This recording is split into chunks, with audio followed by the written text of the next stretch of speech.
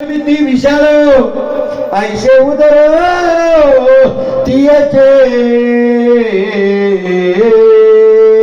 वाल्मिकी सांगतात. ती ताटिका किती नाजूक होती दिसायला. ताटिका नाजूक होती का चवळीच्या शेंगासारखी? नाही. वाल्मिकी सांगतात ती तिच्या पोटामध्ये मोठे मोठे पर्वत बसते. इतकी ती शरीरानं मोठ होती.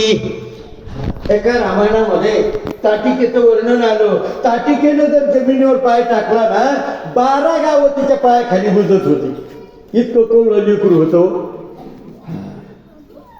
तिच्या समुद्रामध्ये तिच्या बेंबीमध्ये समुद्र बसल. समुद्र पैठणचं धरण नाही बर का, समुद्र बसल इतकी ती ताटिका अशी होती बर का. कोण होती ती? कोण होती? कैकशीची पोरगी.